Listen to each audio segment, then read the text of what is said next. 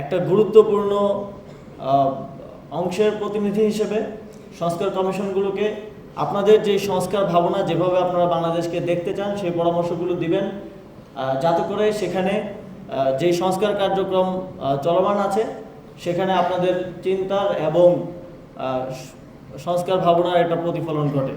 আমাদের দেশের যারা বাইরে পড়াশোনা করে এক্সপার্ট হয়েছেন এবং তারাও অন্যদের থেকে কোনোভাবেই কম নয়, তাদেরকে আপনারা সেখানে হায়ার করতে পারেন। যারা দেশের অর্থনীতিতে এত গুরুত্বপূর্ণ অবদান রাখছেন, পরিবার পরিজন থেকে দূরে থেকে দেশের জন্য কাজ করে যাচ্ছেন, অক্লান্ত পরিশ্রম করে যাচ্ছেন, তারা যেন দেশ গঠনে, সরকার গঠনে সবচেয়ে গুরুত্বপূর্ণ মতামত দেওয়ার যে অধিকার, ভোটাধিকার, সেটা পান এবং সেটা নিশ্চিত করার জন্য সরকার সর্বোচ্চ চেষ্টা করবে এবং সেই আহ্বানটা আমার থাকবে আমাদের নির্বাচন কমিশন, সংস্কার কমিশনের থেকে। এছাড়াও আমি আমাদের প্রবাসী ভাই বোনদের প্রতি একটা আহ্বান জানাতে চাই। বাংলাদেশে যেই সংস্কার কার্যক্রম চলমান আছে, আপনারা জানেন 10টি সংস্কার কমিশন কাজ করছে। আপনারা আপনাদের মতামত এবং পরামর্শ দিয়ে এই সংস্কার কার্যক্রমের সাথে সক্রিয়ভাবে যুক্ত হবেন। দেশের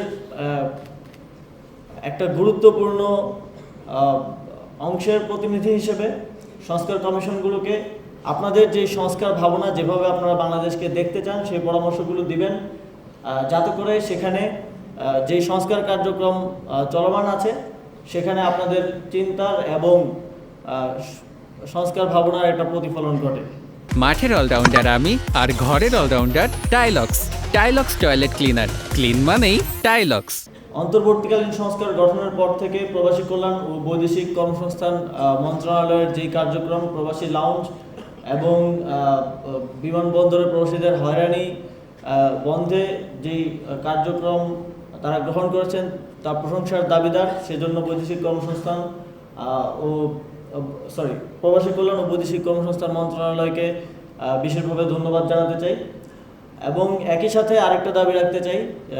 আমাদের মিশনগুলোতে প্রবাসীরা যখন বিভিন্ন সেবা নিতে যান, পাসপোর্ট সেবা সহ বিভিন্ন সেবা, আমি যতবারই কথা বলার সুযোগ হয়েছে আমি তাদের থেকে অভিযোগ পেয়েছি যে সেখানে দীর্ঘসূত্রিতা হয় এবং অনেক ক্ষেত্রে হয়রানির মতো ঘটনা ঘটে।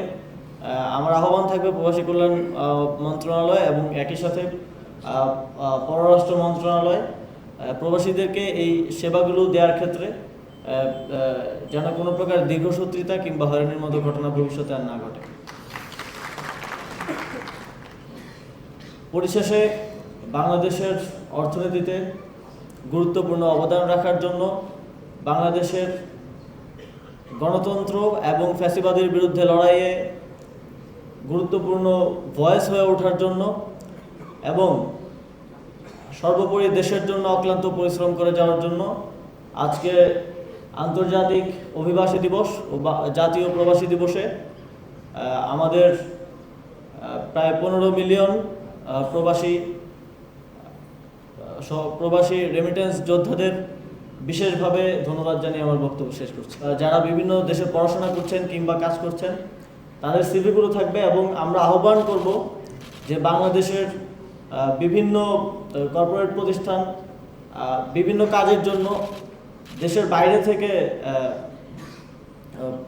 অনেকে নিয়ে আসেন, বিভিন্ন বিদেশি